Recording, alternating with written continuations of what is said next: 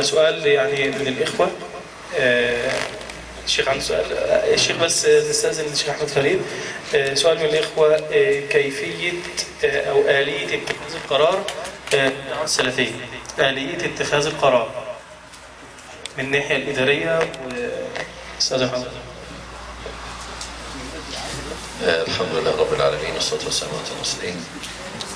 طبعا الدعوة السلفية بهياكلها اللي تمت بعد الثورة، يعني هي كان قبل الثورة كان في الإخوة اللي هم دلوقتي بيشكلوا مجلس الأمناء، هم الستة المعروفين.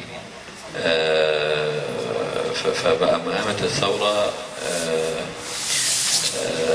الإخوة طلبوا زيادة عدد، قالوا إن حجم الدعوة بقى كبير والراس صغيرة، فعايزين نكبر راس الدعوة شوية، فرشحوا إخوة انضموا يعني جداد، منهم الشيخ جلال مرة والشيخ محمود عبد الحميد وأشرف ثابت وبعض إخواننا. بعد كده اتعملت لائحة للدعوة، تبقى زي دستور للدعوة. أي عمل منظم يعني بيبقى له لائحة بيرجع إليها، والإخوة مكثوا يعني فترات طويلة في تأسيس هذه اللائحة. ومن اللائحة أن لابد أن يكون في مجلس شورى للدعوة، وتم اختياره 200 واحد تقريبا، يزيدون قليلا أو يقلون قليلا. ومجلس الشورى انتخب مجلس الإدارة. مجلس الإدارة زي مجلس الوزراء، يعني هو بيمشي العمل. وهم طلبوا الإخوة اللي كانوا موجودين إن يكون مجلس الأمناء اللي هم الإخوة المؤسسين اللي هم الستة كلهم مجلس آخر، يعني بسلطة أعلى اللي هي مجلس الأمناء. فصار في 3 مجالس في الدعوة: مجلس الأمناء، مجلس الإدارة، مجلس الشورى. مجلس الأمناء ده خاص باتجاه الدعوة، يعني لو حسينا ان الدعوة لأن الإخوة المشايخ اللي فيه يعني بقى لهم 40 سنة تقريبا في الدعوة، وثبت يعني إخلاصهم للدعوة وحرصهم عليها، وهم غير قابلين للعزل، ما يعزلوش. وإن هذا المجلس هو أعلى سلطة في الدعوة. مجلس الإدارة حوالي 16 واحد تقريبا كما أذكر.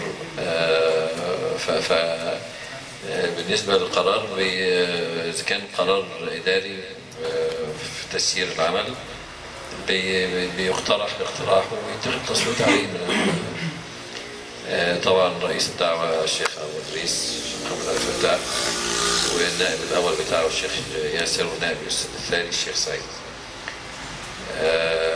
فهو القرار بيتاخد في مجلس الإدارة، بيقترح اقتراح وبيتاخد عليه أصوات.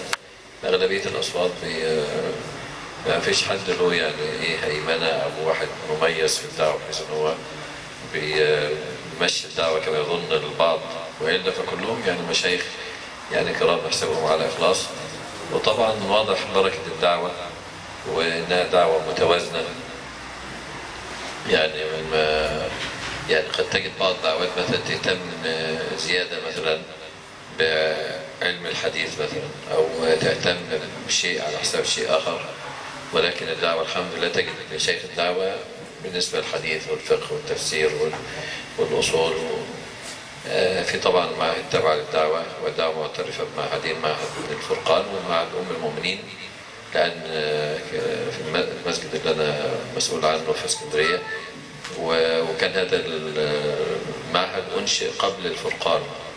الفرقان طبعا كان موجود قبل كده يعني، ولكن لما أنشئ الفرقان يعني أقر معهد أم المؤمنين بالمناهج اللي فيه. ففي معهدين بيمثلوا الدعوة، اللي هو معهد الفرقان اللي ماسكه الشيخ أحمد طيبة، ومعهد أم المؤمنين. بس دي بالنسبة لقرارات الدعوة. والمشايخ الدعوة بفضل الله على قلب رجل واحد. يمكن بعض الناس لا يخفى عليكم يعني له بعض المواقف يعني، وإن شاء الله ترجع الأمور مرة ثانية.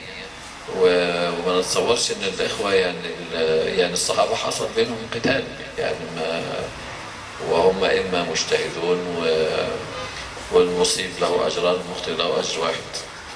فلازم تتسع صدورنا البعض، لأن الأشياء اللي إحنا بشر بنتحرك على الأرض، لابد أن تحدث هناك يعني بعض أخطاء أو تجاوزات، ولكن لله يعني الدعوة يعني ايه يعني مستمرة وبيظهر طبعا يعني أي مليونية أي انتخابات استفتاءات بيظهر فعلا حجم الدعوة. يعني لما بتشارك الدعوة في حاجة ويصل قرار من مجلس إدارة الدعوة أو بتحس فعلا بالإيه يعني لو في مليونية هتشوف طفرة في الأعداد يعني حصل المليونية الأخيرة يعني لا يمكن أي فصيل آخر يستطيع إخراج يعني هذه الأعداد. كذلك في الاستفتاء وغير ذلك فالإخوة تطمئن على الدعوة واتخاذ القرار فيها ويكون عندها ثقة في مشايخ الدعوة يعني ان هم مش يعني احنا الصف الثاني عندنا يعني بقى له مش اقل من 30-35 سنة في الدعوة، واحنا كمجلس امناء الصف الاول 40 سنة في الدعوة يعني يمكن اكثر اخوة اللي قاعدين قدامي يعني ما كانوش اتولدوا لسه يعني. فالاخوة يطمئنون يعني الى اتخاذ القرار والى سلامة الدعوة.